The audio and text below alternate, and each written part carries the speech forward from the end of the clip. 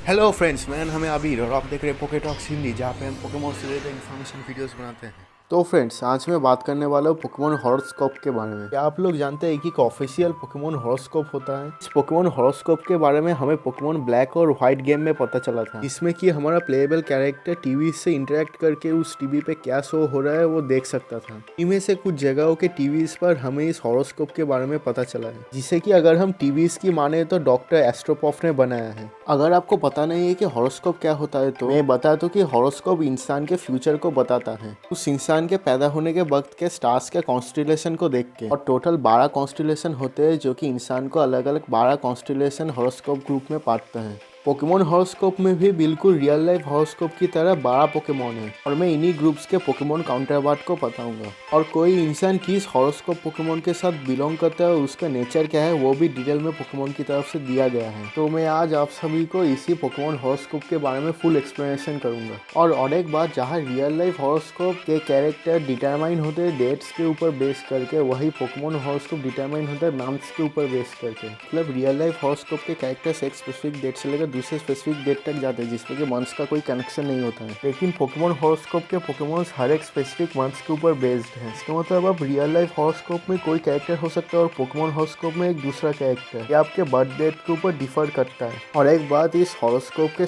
सारे Pokemon generation 5 के हैं, क्योंकि उस समय जनरेशन 5 सबसे लेटेस्ट जनरेशन था और उस जनरेशन को प्रमोट करने के लिए ये हॉरोस्कोप बनाया गया था। इसलिए ऐसे भी कुछ पोकेमॉन हो सकते हैं जो कि अपने हॉरोस्कोप काउंटर पार्ट से फिट नहीं बैठते, लेकिन उस जनरेशन को प्रमोट करने के लिए उनको वहाँ पर रखा गया। इसलिए मैं उनको कुछ ऐसे पोकेमॉन से रिप्लेस करना चाहूँगा जो कि वहाँ पर ज़्यादा फिट बैठते होंगे। तो तैयार हो जाइए और फटाफट से वीडियो शुरू करते हैं। तो ईयर के सबसे पहले मंथ से शुरुआत करते हैं, यानी कि जनवरी। और जनवरी का पोकेमॉन है सॉसबर्ग, और इसका रियल लाइफ काउंटर पार्ट है कैप्रिकॉन, जो कि एक वाटर गोट है। सॉसबर्ग कैटेगरी के लोग ऑनेस्ट होते हैं, सीरियस होते हैं, और वो कभी भी अपने फ्रेंड्स को धोखा नहीं देते हैं। और उनका लकी आइटम है व्हाइट फ्लूट, जो कि अगर पोकेमॉन गेम्स में यूज किया जाता है तो वाइल्ड पोकेमॉन अट्रैक्ट होता है। वैसे तो मुझे लगता है कि यहाँ पे सॉसबर्ग की जगह किंगड्रा को होना चाहिए था, क्योंकि पोकेमॉन वर्ल्ड में कोई वाटर गोट पोकेमॉन तो नहीं है, लेकिन पोकेमॉन वाटर टाइप है और सी हॉर्स के ऊपर बेस्ड है। और किंगड्रा के सर में भी हॉर्न जैसे कुछ है, बिल्कुल गोट की तरह। तो ये पोकेमॉन कैप्रिकॉन से परफेक्ट मैच तो नहीं है, लेकिन कंसिडरेबल है। और फरवरी मंथ का पोकेमॉन है सिनीपो, जिसका कि रियल लाइफ काउंटर पार्ट है एक्वेरियस। एक्वेरियस एक आदमी है जो कि किसी कंटेनर में पानी लेके घूमता है। सिनीपोर इसका एक अच्छा काउंटर पार्ट हो सकता है, क्योंकि सिनीपोर भी ह्यूमन लाइक शेप का है और ये भी एक वाटर टाइप है। सिनीपोर कैटेगरी के लोग ओपन माइंडेड होते हैं, यूनिक होते हैं और काफी मिस्टीरियस भी होते हैं। और सिनीपोर कैटेगरी के लोगों का लकी आइटम है मेल्स। मेल्स एक हेल्ड आइटम है, जिसमें आप कुछ मैसेज लिख सकते हो और उसे अपने एक पोकेमॉन को दे सकते हो, और अगर आप उस पोकेमॉन को ट्रेड करते हो, वो जिसके पास जाएगा उसके पास वो मैसेज भी पहुंच जाएगा। लेकिन मेरे ख्याल से अगर सिनीपोर की जगह लूटिकोलो होता तो ये ज़्यादा परफेक्ट होता, क्योंकि लूटिकोलो भी एक ह्यूमन शेप का पोकेमॉन है और इसका पॉकेडेक्स एंट्री में लिखा है कि ये अपने टोपी में वाटर कैरी करता है, बिल्कुल एक्वेरियस की तरह। तो मार्च का पोकेमॉन है अलो मो भो भो भो। अरे भाई, गेम फ्रीक वालों ने इस पोकेमॉन का नाम इतना अजीब क्यों रखा? तो मार्च का पोकेमॉन है अलो मोमोला। भाई 5 बार ट्राई करने के बाद आखिरकार बोल पाया। और इस पोकेमॉन का रियल लाइफ काउंटर पार्ट है पाइसिस, जो कि डबल फिश होते हैं। अलो मोमोला ग्रुप के लोग बहुत काइंड एंड केयरिंग होते हैं और इनको लव में धोखा नहीं मिलता है। और इस ग्रुप के लोगों का लकी आइटम है हार्ट स्टोन, जो कि अगर किसी पोकेमॉन को होल्ड करवाया जाए तो उसका रॉक टाइप अटैक का पावर बढ़ जाता है। लेकिन मेरे ख्याल से यहाँ पर अलो मोमोला की जगह बास्केलिन को होना चाहिए था, क्योंकि स्पाइसिस डबल फिश है और बास्केलिन के भी 2 फॉर्म होते हैं, एक रेड फॉर्म और एक ब्लू फॉर्म। तो ये परफेक्ट बैठता। और बास्केलिन भी जनरेशन 5 का पोकेमॉन है, तो वो इसे अलो मोमोला की जगह रख सकते थे, लेकिन पता नहीं गेम फ्रीक वालों ने उसे क्यों नहीं रखा। अप्रैल का पोकेमॉन है विम्सीस्कॉट, और इसका रियल लाइफ काउंटर पार्ट है एरिस। अप्रैल में जन्मे लोगों को इंसाफ बहुत पसंद होता है, इन्हें हारना पसंद नहीं है, और इनका कैरेक्टर भी बहुत स्ट्रॉन्ग होता है। और इनका लकी आइटम हाइपर पोशन है। और एरिस एक माउंटेन कोट है, जिससे कि विम्सीस्कॉट काफ़ी हद तक फिट बैठता है, क्योंकि विम्सीस्कॉट को देखकर लगता नहीं है, लेकिन ये असल में शिप्स के ऊपर बेस्ड हो सकता है, क्योंकि विम्सीस्कॉट के कानों की तरफ कर्ली हॉर्न्स और इसके पीठ पे वूल हो सकता है, लेकिन असल में वो वूल कॉटन है। तो मेरे ख्याल से असल में यहाँ पे विम्सीस्कॉट की जगह गोगोट को होना चाहिए था। ये एक माउंटेन गोट से ज़्यादा फिट बैठता है। फिर मई मंथ का पोकेमोन है बोफलैंड और इसका रियल लाइफ काउंटर पार्ट है टॉरोस। बोफलैंड ग्रुप के लोग बहुत काम होते हैं और रिलैक्स्ड होते हैं और उनका लकी आइटम है टाइम्स अटैक, जिसे कि एक पोकेमोन पे यूज करने के बाद उस पोकेमोन के अटैक स्टैट एक बैटल के लिए बिल्कुल मैक्स हो जाता है और मेरे ख्याल से बोफलैंड टॉरोस के काउंटर पार्ट के हिसाब से बिल्कुल परफेक्ट है। तो जून का पोकेमोन है क्लिंक और इसका रियल लाइफ काउंटर पार्ट है जेमिनाई, जो कि ट्विंस है। क्लिंक ग्रुप के लोग बहुत क्यूरियस, मजाकिया और ज्ञानी होते हैं और डॉक्टर एस्ट्रोपॉफ ने इस पोकेमोन ग्रुप के लोगों के लिए कोई लकी आइटम तो नहीं कहा है, लेकिन उन्होंने सजेस्ट किया है कि इस ग्रुप के लोगों को स्लो पोकेमोन यूज करना चाहिए, जो कि एक लकी आइटम की जगह एक लकी एडवाइस जैसा हुआ। और अगर हम सोचे तो इस ग्रुप के लिए हमारे दिमाग में कुछ और पोकेमोन भी आ सकते हैं, जैसे कि डोडुओ, जोएलस और बार्निकल, लेकिन इन सभी पोकेमोन के दो सिर है। ये दो सेपरेट पोकेमोन नहीं है जो कि सिमिलर हो। और अगर आप दूसरी तरफ क्लिंक को देखोगे तो ये दो सेपरेट पोकेमोन है जो कि एक साथ लग के रहते हैं और बिल्कुल सिमिलर दिखते हैं ट्विंस की तरह। तो क्लिंक मेरे ख्याल से जेमिनाई के लिए बेस्ट है। तो जुलाई का पोकेमोन है क्रस्टल, जिसका रियल लाइफ काउंटर पार्ट है कैंसर।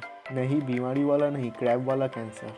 क्रस्टल ग्रुप के लोगों को इंट्रोवर्ट, स्मार्ट और बिजनेस माइंडेड कहा गया है और उनका लकी आइटम है ड्राउजिंग मशीन, जो कि गेम में यूज़ किया जाता है हिडन आइटम्स को फाइंड करने के लिए। और मेरे ख्याल से यहाँ पे क्रस्टल की जगह किंगलर को होना चाहिए था। वैसे क्रस्टल भी एक क्रैब है बिल्कुल कैंसर की तरह, लेकिन ये एक लैंड क्रैब है और कैंसर एक वाटर क्रैब है बिल्कुल किंगलर की तरह। तो इसके बाद है अगस्त, जिसका पोकेमोन है ब्रेवियरी और इसका रियल लाइफ काउंटर पार्ट है लियो, जो कि एक शेर है। ब्रेवियरी ग्रुप के लोग बहुत मेहनती होते हैं और दूसरे की केयर करते हैं और उनको ऊपर ट्रस्ट किया जा सकता है कि वो एक काम को कंप्लीट करेंगे। और इनका लकी आइटम है कैल्शियम, जिसे कि किसी पोकेमोन को देने के बाद उस पोकेमोन का स्पेशल अटैक स्टैट बढ़ जाता है। तो आप सोच रहे होंगे कि लियो की जगह ब्रेवियरी को क्यों रखा गया, क्योंकि लियो एक लायन है और ब्रेवियरी कहीं से भी इसके क्लोज भी नहीं आता। लेकिन मैं बता दूं, ब्रेवियरी के पोकेडेक्स एंट्री में ये लिखा है कि ये बहुत ब्रेव होते हैं और कभी भी अपने दोस्त को मुश्किल में अकेला छोड़ के नहीं जाते हैं, बिल्कुल लायन की तरह जिन्हें की बहुत ब्रेव कहा जाता है। लेकिन मेरे ख्याल से अगर यहाँ पे पायरोल होता तो ज़्यादा परफेक्ट होता।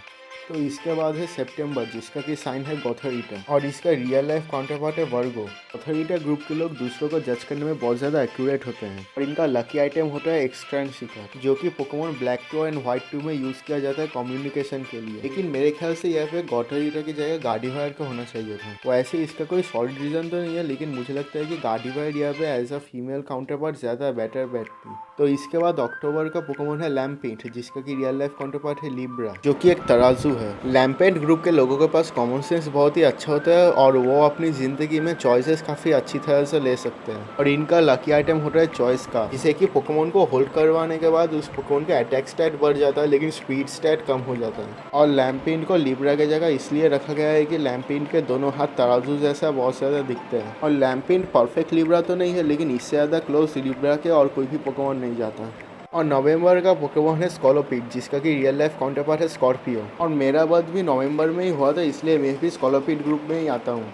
स्कॉलोपिड ग्रुप के लोगों को कहा जाता है कि वो जोश से बहुत भरे होते हैं और उनका सेल्फ कॉन्फिडेंस बहुत ही हाई होता है और उनका जोश कोई भी कम नहीं कर सकता है। और इनका लकी आइटम है व्हाइट हब, जो कि एक पोकेमोन का हेल्थ रिकवर करने के लिए यूज़ किया जाता है। और मेरे ख्याल से यहाँ पर स्कॉलोपिड की जगह ड्रैपियन को होना चाहिए था, क्योंकि वो ज़्यादा स्कॉर्पियन के जैसा दिखता है। और फाइनली दिसंबर का पोकेमोन है फ्रैक्चर और इसका रियल लाइफ काउंटर पार्ट है सेजिटेरियस, जो कि एक सेंटोरियन आर्चर है। फ्रैक्चर ग्रुप के लोग बहुत ही हार्ड वर्किंग होते हैं, इनके पास यूजफुल टैलेंट होते हैं और इनका लकी आइटम है पोकेबॉल। और फ्रैक्चर को सेजिटेरियस की जगह इसलिए रखा गया कि सेजिटेरियस बो और एरो यूज करता है, जो कि एक वेपन है। और फ्रैक्चर के मुंह के ब्लेड का स्ट्रक्चर भी बो जैसा दिखता है। और फ्रैक्चर के सिर पे रॉबिनहुड स्टाइल का हैट और हुडी है और आपको तो पता ही होगा कि रॉबिनहुड का main weapon bow and arrow ही था। इसके अलावा मुझे लगता है कि यहाँ पे रैपिडस ज़्यादा फिट बैठ सकता था सेजिटेरियस के हॉर्स एस्पेक्ट के साथ, या फिर डेसिडुआ भी यहाँ पे फिट बैठता है, क्योंकि डेसिडुआ भी बो एंड एरो की यूज़ करता है। और मैं आखिर में ये कहना चाहूँगा कि गेम फ्रीक ने ये लिस्ट जनरेशन 5 के प्रमोशन और एंटरटेनमेंट के लिए बनाई थी, तो इस लिस्ट के कैरेक्टरिस्टिक्स को ज़्यादा सीरियसली ना ले और इसे बस एज अ एंटरटेनमेंट ही देखें। इस वीडियो के लिए बस इतना ही। अगर आपको ये वीडियो अच्छी लगी है तो इसे लाइक कर दीजिए और अगर आपको अच्छी नहीं लगी है तो मुझे कमेंट्स में बताइए कि आपको अच्छी क्यों नहीं लगी, मैं इसे सुधारने की कोशिश करूँगा। और मेरे चैनल को सब्सक्राइब कर लीजिए और भी ऐसे पोकेमोन से रिलेटेड इन्फॉर्मेटिव वीडियोस के लिए। और अगर आपके पास कोई दोस्त है जो कि एक पोके फैन है तो उसके साथ भी वीडियो जरूर शेयर कीजिए। मैं आगे भी ऐसे पोकेमोन से रिलेटेड इन्फॉर्मेटिव और इंटरेस्टिंग वीडियो लाऊंगा, तो तब तक के लिए बाय।